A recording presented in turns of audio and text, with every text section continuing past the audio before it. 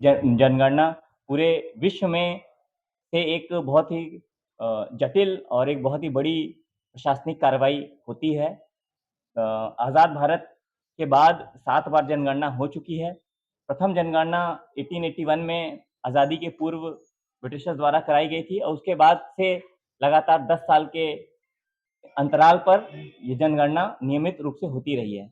किंतु वर्ष 2021 में कोविड महामारी के कारण जनगणना नहीं हो पाई थी और अब भारत सरकार जो सक्षम प्राधिकार है जनगणना कराने के लिए, उसने निर्णय लिया है कि भारत की जनगणना 2027 संपन्न कराई जाए। इसके लिए सभी राज्यों के साथ सभी प्रधान जनगणना पदाधिकारियों के साथ उनका ट्रेनिंग प्रशिक्षण कार्यक्रम शेड्यूल सब आ गया है और सभी जिलाधिकारियों को 1 दिन का प्रशिक्षण कल अधिवेशन भवन में इस कार्य के संपादन हेतु प्रशिक्षित किया गया है और इस पर अब आगामी 1-2 माह में जब हाउस लिस्टिंग ऑपरेशंस होंगे और उसके बाद फरवरी 2027 में जब एक्चुअल जनगणना होगी उसमें संपन्न कराई जाएगी। तो इसके बारे में कुछ इम्पोर्टेंट तथ्य आप सभी के साथ साझा करना चाहूँगा भारत की जनगणना 2027 के बारे में। यह पहली सेंसस होगी जो पूरी तरीके से डिजिटल प्रक्रिया के माध्यम से संपन्न कराई जाएगी और इसमें प्रथम बार स्वयं लोगों को सेल्फ एन्यूमरेशन का ऑप्शन उपलब्ध कराया जा रहा है कि वह स्वयं सेंसस पोर्टल पर जाकर अपना दर्ज करा सकते हैं। इसके बाद मोबाइल और बहुत आईटी टूल्स का इसमें प्रयोग किया जाएगा। इसमें जो यूनिट इकाई होती है वह सामान्यतः डिस्ट्रिक्ट जिला इकाई होती है जिसमें प्रधान जनगणना पदाधिकारी जो सामान्यतः डिस्ट्रिक्ट कलेक्टर होते हैं वह अपने क्षेत्र में जनगणना के सभी कार्यों का पर्यवेक्षण करते हैं।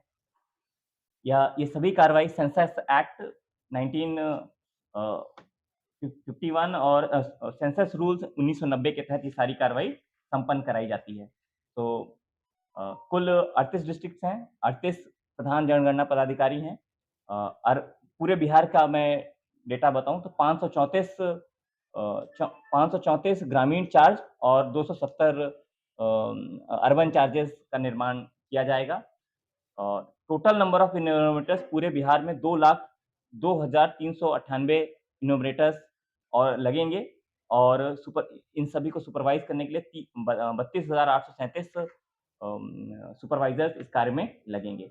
तो जो एक इकाई होती है जनगणना की होती है हाउस लिस्टिंग ब्लॉक। ये काम 17 अप्रैल 2026 से पूर्व ये सब कर लिए जाने हैं और सब तैयारियां हम लोग कर रहे हैं।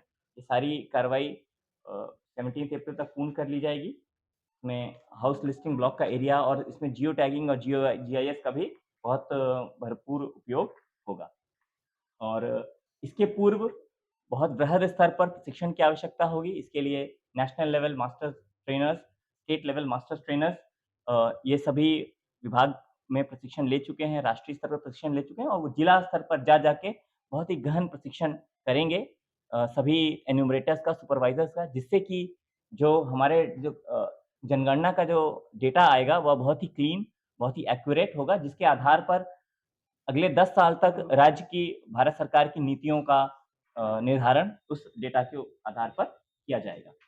मास्टर उसके अलावा इसमें जो सीएमएमएस का प्रयोग किया जाएगा, census monitoring and management system, तो ये वह पोर्टल है जिसके माध्यम से सभी ये जो जनगणना के कार्य कराए जा रहे हैं।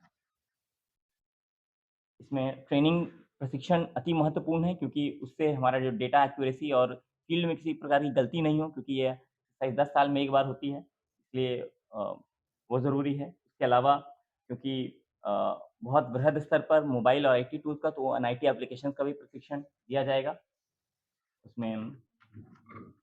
और जो मेन ग्राउंड लेवल वर्क है वो एन्यूमरेटर्स और सुपरवाइजर्स द्वारा किया जाएगा। वो अभी जो आने वाली हाउस लिस्टिंग ऑपरेशन का जो समय है उसमें वो ग्राउंड पर जाके हाउस लिस्टिंग ब्लॉक की बाउंड्रीज का वेरिफिकेशन करेंगे, सभी बिल्डिंग्स को लिस्टिंग डाउन करेंगे, मैप का तैयार करेंगे और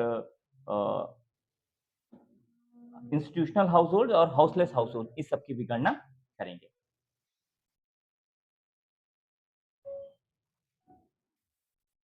के पूर्व भी ये उनकी मदद के लिए एडिशनल डिस्ट्रिक्ट सेंसस ऑफिसर्स जिला स्तर पर होते हैं प्रधान जनगणना पदाधिकारी को सहयोग के लिए और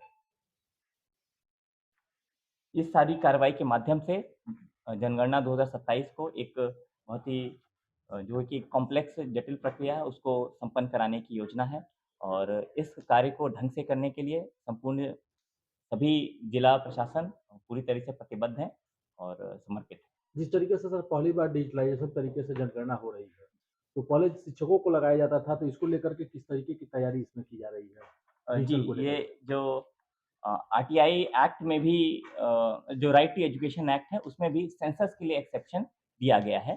सेंसस एक्ट के तहत इसमें जो हमारे स्कूली शिक्षक हैं, उनका भी सहयोग तो प्राप्त किया डिजिटल जा के लेके सकता है। उनको किस तरीके की प्रशिक्षण दी जाएगी? क्या टेक्निकल स्टाफ को इसमें लगाया जाएगा अलग से नहीं जी, या? अभी क्योंकि इसमें बहुत ही भारी संख्या में एन्यूमरेटर्स की आवश्यकता पड़ती है और तो इसमें सभी डिपार्टमेंट्स के कर्मी लगेंगे और ये एक इस संपूर्ण जिला प्रशासन का एक कंबाइंड एफर्ट होता है। किसी एक अकेले विभाग से ये बस का बात नहीं है। तो इसमें शिक्षा विभाग से शिक्षकों का भी सहयोग लिया जाएगा क्योंकि आरटीई एक्ट में भी जो राइट टू एजुकेशन एक्ट है, जिसमें बताया गया है कि शिक्षकों को शिक्षक से हट के कार्य कम से कम या न्यूनतम दिए जाएँ। लेकिन उसमें भी एक सेंसस जो 10 साल में एक बार एक्सरसाइज़ होती है, उसके लिए एक्सेप्शन दिया गया है। तो हम लोग शिक्षकों का भी आवश्यक सहयोग प्रदान करेंगे। उनसे सहयोग प्राप्त करेंगे। ये एक पूछते हाँ।